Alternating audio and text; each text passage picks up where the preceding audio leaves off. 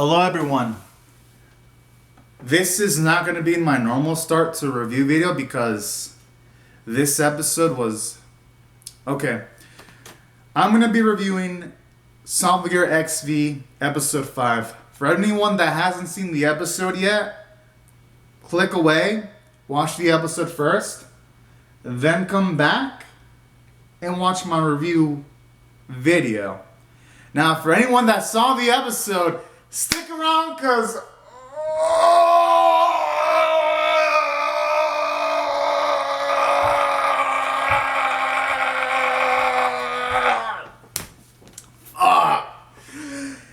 ending to the episode is back. Okay. Before I talk about the ending of this specific episode, this episode had the full package.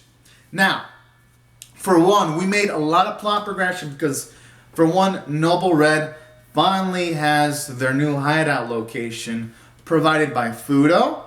We have Genjiro starting to suspect that it could be Fudo, his own dad, behind it, while Genjiro's brother still has faith in their dad and all of that, which is a sequence, but I just hope it doesn't end up being a deathlock for Genjiro's bro, because he's cool too. But in a way, all these sequences were emotional. And additionally, this episode even provides us info on Noble Red's background, how they were doing, how Vanessa started doing experiments on this equipment, but then it blew up and she lost most of her body and she had to use a robotic body. And afterwards, the Beryllian Illuminati pretty much used her as pretty much experimented on her and tortured her and put her through all these trials because she was perceived as less than perfection, which we get all this in a singular episode. We also get in this singular episode Elfline, Tsubasa, Hibiki, and Miku hanging out, and you see Elfline having fun, at least until shit gets lit with Miku and Hibiki arguing because Miku doesn't tell Hibiki everything, which then concludes into a cool fight scenes. And we get into a situation where it looks like Millerick seemingly kills our Miku. Those evil motherfuckers.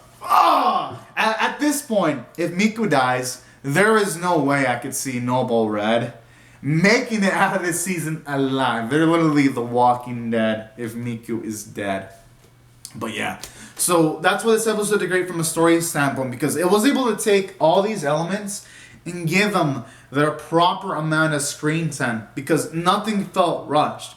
It felt like everything took their natural course. And you may have had a few sequences too, like when they were being investigating, because they were told they can't use their ammo again because it's under investigation.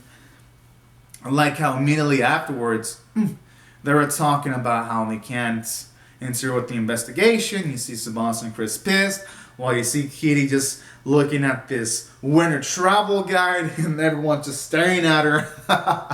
Like, sequences like that made sure that the episode wasn't just drama-filled. It had some nice humorous dialogue too, and it had nice visual humor too, which is what makes Symphogear XP really good, showing you that it can have natural dialogue throughout its run. And that's what also made this episode really, really nice. It made the dialogue have impact, viciousness, and ferocity, and comedy when it needed to be comedic.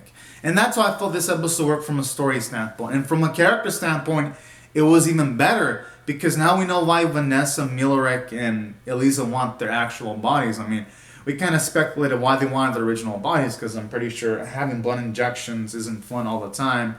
This episode more implied it, because when they were talking to Fudo, he pretty much looked down on them and all that kind of jazz. Especially when he had like this briefcase of blood, symbolizing that right now they don't have their freedom because they're dependent on this rare-ass blood for survival.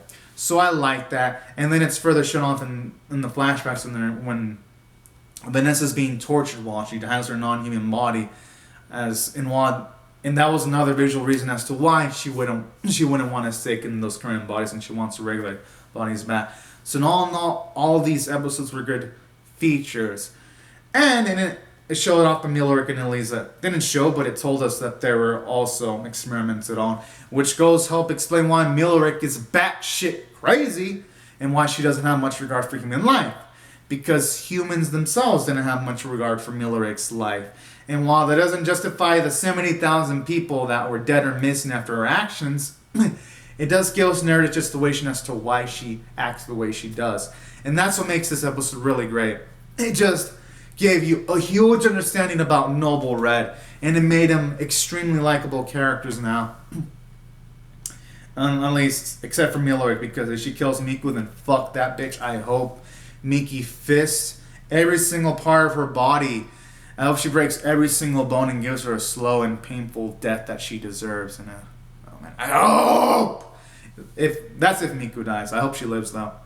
So it did great on that standpoint, and made the Hibiki-Miku relationship more natural, because Miku was getting pissed off at Hibiki for not giving her details, because she just barely finds out about the trauma that Tsubasa was going through, and she gets angry at Hibiki for holding out on that information and all of that, which is nice too, because then you see Hibiki getting in on the arguments too.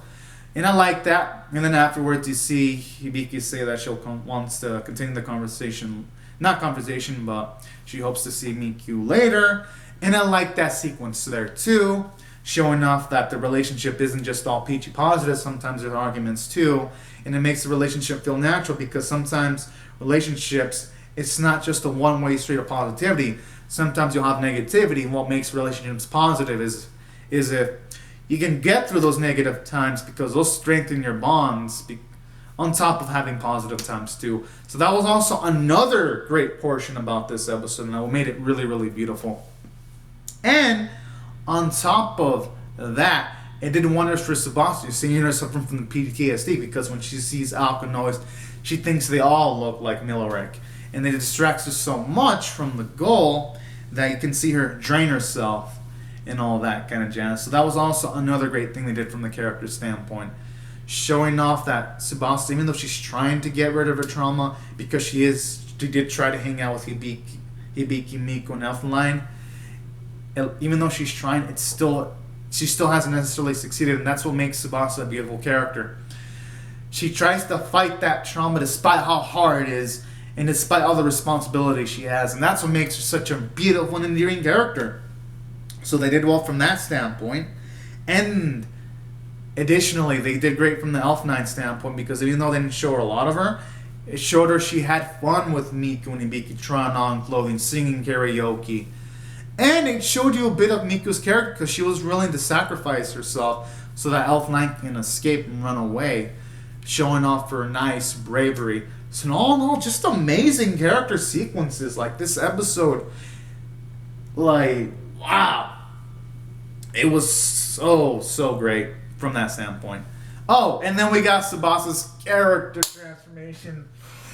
It was so fire, and it fit to her personality too, because it showed you there wasn't much wasted movements. And you know, all these transformations fit their personality, because with Tsubasa's transformation, you see flames, you see slashes, they're all well aimed, showing off that her nature of not wasting time. And I like it, because with Cutie's transformation, it was full of movements and playfulness fitting her personality. And with Shirabe, when she had her transformation, it showed yo-yos. It was a bit measured and precise, but it showed her playful nature as a character. And with Hibiki, her transformation was also playful, but with full of energy, like when she was doing her punches. And same with Chris's. Her transformation was kind of mature, sort of like Tsubasa's, but with a sort of like an elegance to it. And all in all these transformations have fit all the personalities, and Tsubasa's transformation is the same way. So gotta also give it props to the episode for that.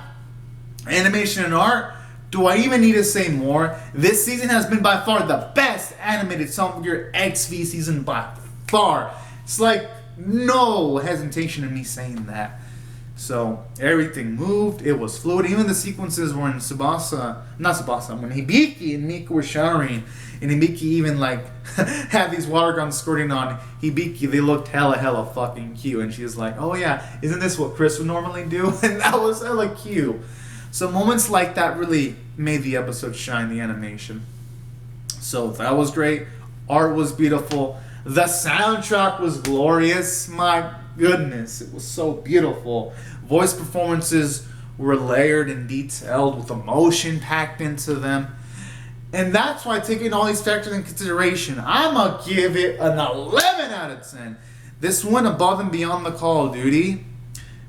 And it got my heart racing when it looked like Miku was going to die. Hopefully she doesn't. I mean, we got to wait a week. But, yo. Hopefully Millerick stopped the Inspector. But I doubt it. But, you never know. It could surprise us. But anyways, y'all, these are my thoughts on this episode. Be sure to comment down your thoughts in the comment section below. Be sure to comment down your theories. Do you think Miku is dead? Do you think she'll die? Or do you think she'll live? I think she'll live, but I'm just optimistic. Hopefully she lives. And be sure to also rate the video, subscribe, share it, and I'll see you guys later if you come back from home, because I'm definitely going to be reacting to the next episode and reviewing it. My goodness, it was such an emotional trip. All right, thank y'all so much for watching, everyone. Bye-bye. Have a great, safe day.